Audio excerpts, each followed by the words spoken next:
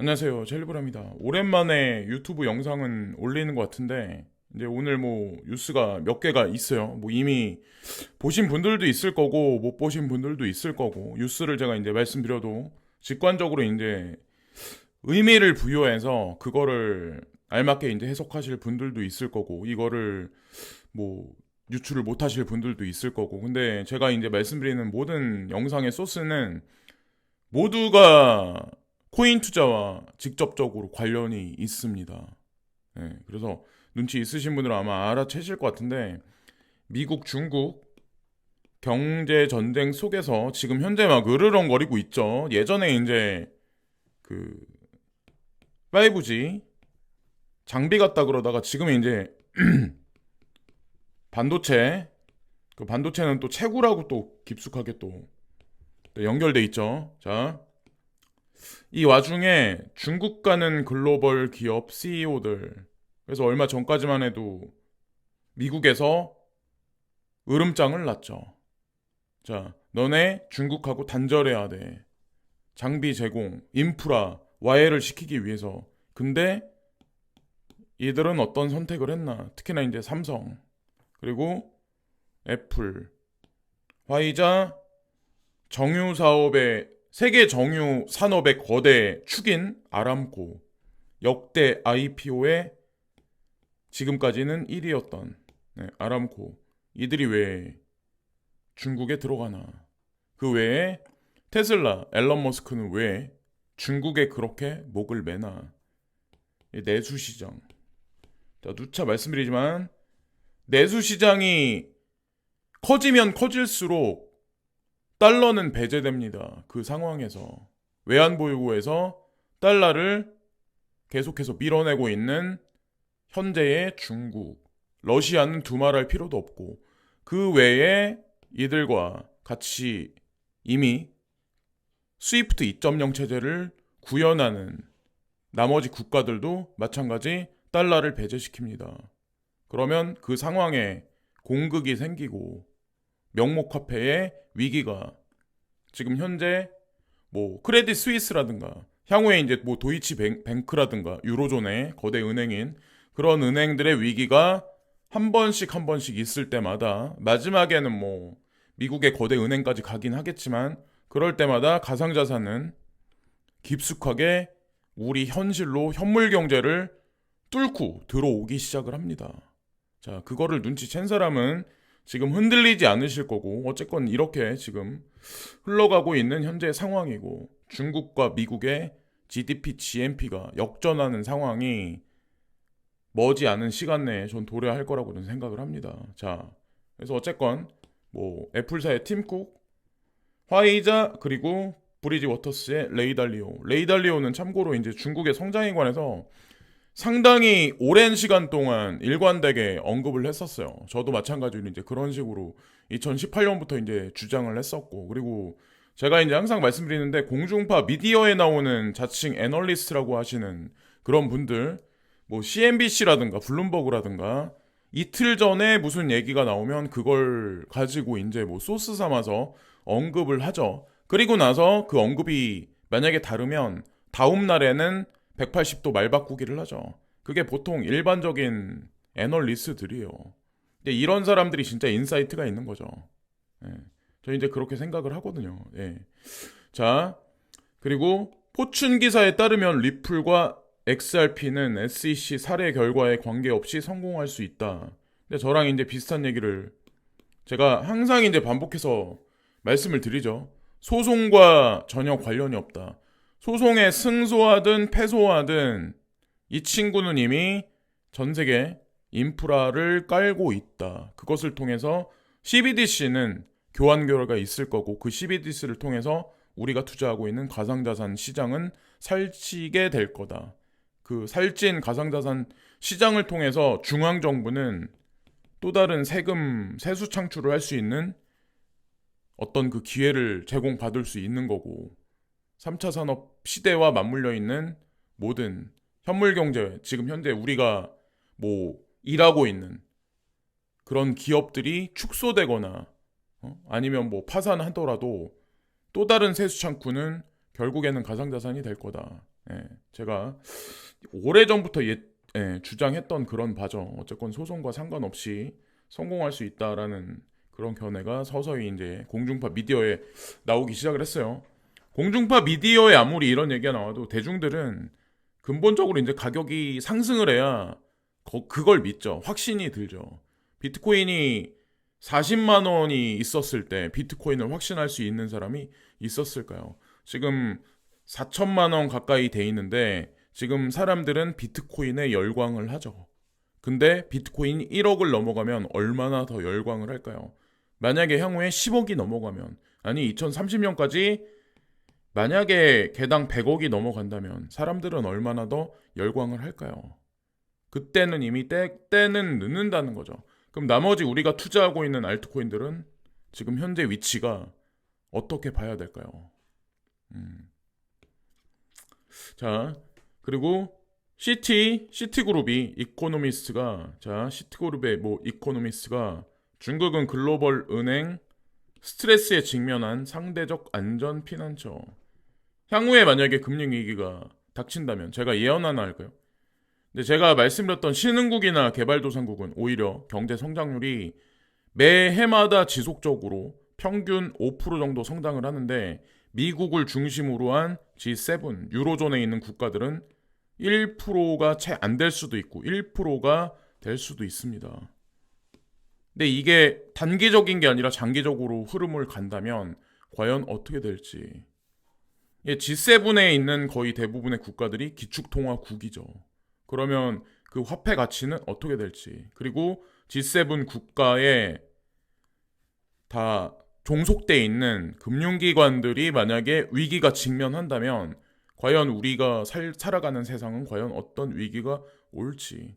이 신흥국과 이 개발도상국의 이 5% 성장률이 중장기적으로 간다. 그럼 여기에 유동성을 공급하고 영양가를 주입하는 게 달러일까요? 달러는 아니라는 거죠. 자, 어쨌든 그런 모습들이 서서히 이제 미디어에 나오고 보여지기 시작하고 전통적인 금융 애널리스트들이 계속 이런 견해를 계속 언급을 하고 있어요. 여기에 물론 반대하는 분들도 있겠지만 제가 누누이 말씀드리지만 그냥 이분법 논리로 경제 그런 어떤 그 해석을 하면은 더 이상 말할 필요가 없죠. 자, 더 엄격한 암호화 규제에 협력하는 G7. 그래서 일본, 미국, 영국, 캐나다, 프랑스, 독일, 유럽 연합의 지도자들이 5월에 디지털 자산에 대한 글로벌 협력 전략의 윤곽을 잡을 것으로 예상됩니다. 되게 아이러니한 거는 홍콩도 5월 말까지 종합적으로 라이센스 규제안에 관해서 마지막 마침표를 찍겠다. 5월 말까지. 그러니까 똑같죠. 그러니까 아시아나 아니면은 G7을 필두로 한 이들 국가나 다 동일한 지점이 다 있는 거죠. 5월 말. 4월에 어떤 시장이 펼쳐질지 모르겠지만 올라도 오른 것 같지 않은 시장, 내려도 내린 것 같지 않은 시장이 펼쳐져도 너무 지금 두려워하거나 너무 그럴 필요가 없다라고 생각을 해요. 자, 프랑스 연금 문제. 시위대가 쓸고 간 자리가 완전 쓰레기장이 지금 돼버려 있는 현재의 상황. 자, 연금 개혁법이 통과가 됐는데 대중들은 이미 알고 있죠. 이게 자기한테 무용지물이라는 것을. 그러니까 이렇게 사람들이 붕괴를 했겠죠. 프랑스에 국한된 얘기는 분명히 아닐 가능성이 높죠. 다른 나라들도 이런 일을 당할 가능성이 높고, 또 하나 연준의 이게 밸런스 시트거든요. 근데 제가 이제 말씀드리고 싶은 게 연준은 금리를 인상을 한다. 그래서 돈을 안 푼다라고 얘기를 지속적으로 했었는데 2월 중순을 기준으로 해서 돈을 급작스럽게 풉니다. 스텔스 QE라고 그런 표현을 공중파 미디어에서는 하더라고요. 근데 그럼에도 불구하고 경기가 엄청나게 호전되거나 좋아진 거는 없어요. 앞으로도 마찬가지예요. 만약에 미국 금융권에, 유로존의 금융권에 파산 위기가 직면했다. 중앙은행이 아니면 1군은행이, 그러니까 중앙은행이 유동성을 풀었다. 그 유동성이 은행에 아주 긍정적인 요소, 현물 경제에 아주 긍정적인 영향을 미쳐서 경기가 엄청나게 올라간다. 예? 선진국이 말 그대로 5%대 경제 성장률이 보일 수 있을 거라고 생각들을 하시나요? 지금도 부채가 어마어마하게 많은데 지금 현재 상황에서 금리를 빠르게 올릴 수도 금리를 빠르게 내리지도 못하는 현재의 상황. 이 상황을 타개하기 위해선 과연 어떤 해법이 필요할까요? 네.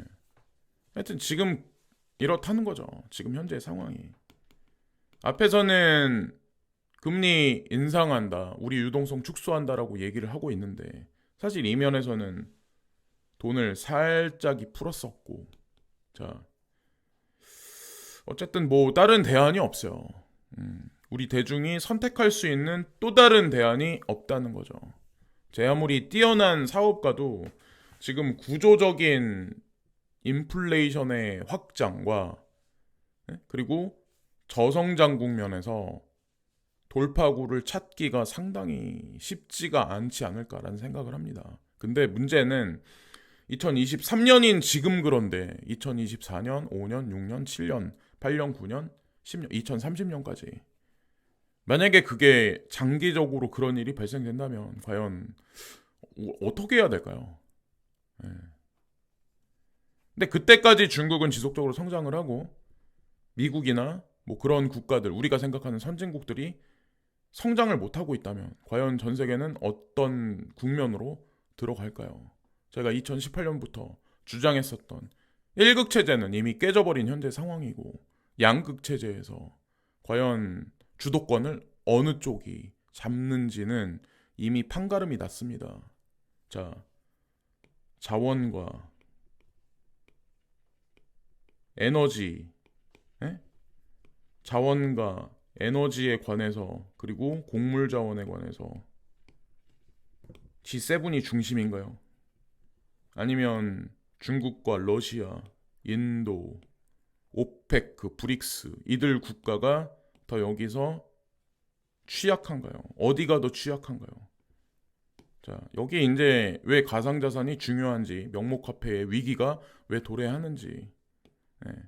이들이 더 강성해져야 사실 우리한테 더 좋은 거예요. 알고 보면. 자, 투자로서는 그렇지만 체제나 이념으로서는 뭐 자유민주주의 이런 거는 점진적으로 끝났다고 보시면 돼요. 가상자산, 스테이블 코인, 뭐 비트코인, 탈중앙화, 나카모토 사토시의 이론이 뭐 탈중앙화, 대중을 위한 말 같지도 않은 얘기를 탈중앙화라. 고도의 중앙 집중화된 어떤 그런 제도와 법률이 전 세계를 아마 감시하는 그런 사회로 들어갈 겁니다. 이 말이 지금은 어떤 사람들은 음모론이라고 말할 사람들이 있겠지만 더 많은 스파이캠과 더 많은 진화된 드론들이 여기저기 길거리를 돌아다니면서 사람들을 감시하는 그런 세상으로 한 해 안에 들어가기 시작을 하죠. 지금은 뭐 그렇지만 이번엔 도이치뱅크 위기, 미국 국채 금리, 미국 증시, 대형 은행주 하락. 그래서 일단은 돈을 풀어서 돈을 막았어요. 다가오는 도이치뱅크 위기도 돈을 풀어서 돈을 막을 가능성이 높아요. 그러나 중요한 건 일은 터질 가능성이 높다는 거죠. 그것을 대비하기 위해서 이런 뉴스가 나온다고 저는 생각하거든요. 이 뉴스가 나온다는 얘기는 이미 뒤에 인프라는 깔렸다는 얘기고, 독일 뭐 DWP 뱅크가 새로운 플랫폼에서 1200개 제휴은행에 비트코인 거래 제공하고, 일단은 비트코인이 상징적 의미에서 1위니까 지금 막 이러는데, 여기 보면 향후 더 많은 디지털 자산을 제공할 것입니다 라고 얘기가 나오죠. 여기 더 많은 디지털 자산이 무엇인지 그거는 뻔해요. 1252 CME에서 주목하고 있는 그런 코인들, 제가 이제 방송에서 막 자주 언급드렸던 그런 코인들이 될 가능성이 높아요. 이미 결정됐을 수도 있고. 근데 어쨌든 위기가 터질 걸 이제 준비를 하는 거고, 지금은 이러죠. 눈에 보이는 게 없죠. 수면 아래 가만히. 근데 쓰나미는 저 아주 멀리서 몰려오고 있을 수도 있어요. 그래서 준비되지 않은 자영업자, 준비되지 않은 노동자는 이 쓰나미를 그대로 맞을 가능성이 높습니다.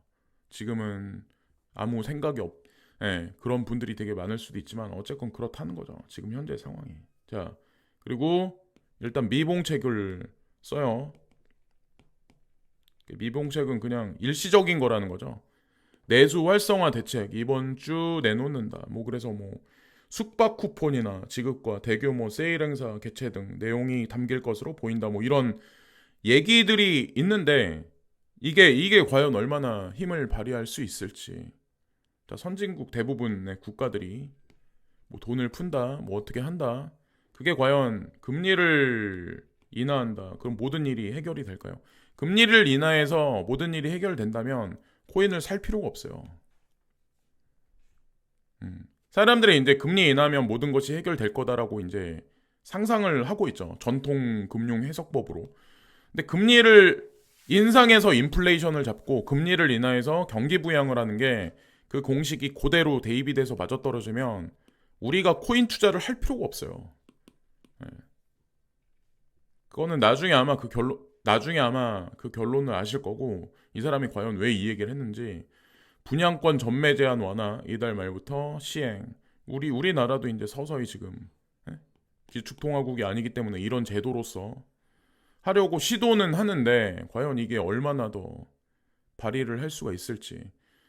뭐 예를 들어서 베이비 부머 세대가 다음 세대한테 부동산을 이전하고 그 다음 세대 X세대는 그 다음 세대한테 이전하고 지금 현재 MZ세대는 과연 구매력이 있을까요? 그들이 이 직업 저 직업 전전하는데 제가 예전에도 말씀드렸지만 0.8%만 되는 상위 엘리트가 나머지 98%, 98.2% 그런 사람들을 끌고 간다. 대부분의 사람들은 그냥 종속돼서 생각 없이 살아가는 그런 세대가 그런 사람들이 더 많을 가능성이 높다라고 제가 말씀드렸던 것 같아요. 어쨌건 뭐 그리고 푸틴 나토 코앞 벨라루스의 전술핵 배치 위험 뭐 이런 얘기가 나오죠. 여기 과연 여기서 미국이 무슨 역할을 할 수 있을지.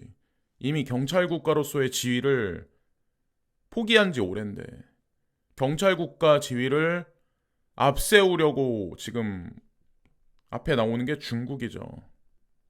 자, 우리는 이분법으로 해석해서 미국과 중국은 서로 적이다라고 생각하지만 제가 항상 3인칭 관점에서 바라봐야 된다라고 제가 말씀을 드리죠. 애플이 아람코가 왜 미국하고 상당히 외교적으로 안 좋은 지금 현재 상황에 중국에 왜 들어갔는지. 다국적 기업들이 3인칭 관점으로 항상 접근하는 거예요. 대중들은 이분법 논리로 해서 이거를 흑백 논리로 해석을 하는데 이거는 시야의 차이고 자기 포지션의 차이죠. 어쩔 수가 없는 거고 그거는. 온두라스 하나의 중국 인정 대만과 단교 중과 수교. 제가 예전에 전쟁 없이 대만이 일국양제로 중국 속에 들어갈 수 있다, 흡수될 수 있다라고 얼뜻 말씀드린 것 같은데 그 작업이 서서히 지금 벌어지고 있는 거예요.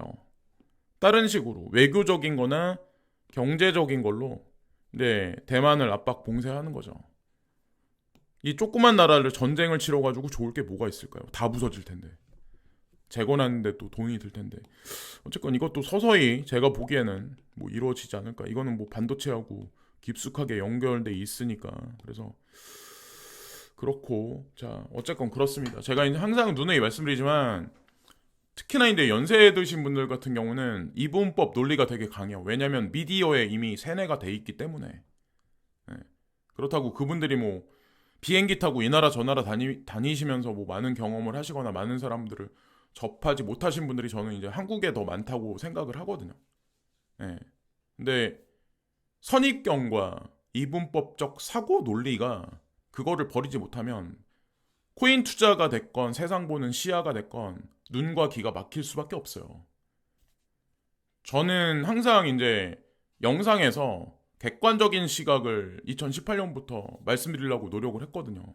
지금도 마찬가지지만 저를 이상한 취급하시는 분들도 분명히 있을 거라고 생각해요. 근데 결론은 분명히 1년 지나가면서 이 사람이 근시안적인 사람이 아니었구나. 인사이트가 어느 정도 있구나라는 판결이 저는 분명히 나올 거라 생각합니다. 지금 욕을 먹고 있는 베리 실버트를 추종하는 찰리 브라운, 그리고 그들이 밀고 있었던 코인들이 과연 어떠한 결론을 보여줄지. 자, 점점 베일에 쌓여졌던 게 점점 이제 오픈되기 시작을 할 겁니다. 지금은 눈치채는 사람이 극소수겠지만. 자, 여기까지 말씀드리면서 오늘도 방송을 마치겠습니다. 오늘도 시청해주신 많은 분들께 깊이 감사를 드리고 구독과 좋아요 부탁드려요. 감사합니다.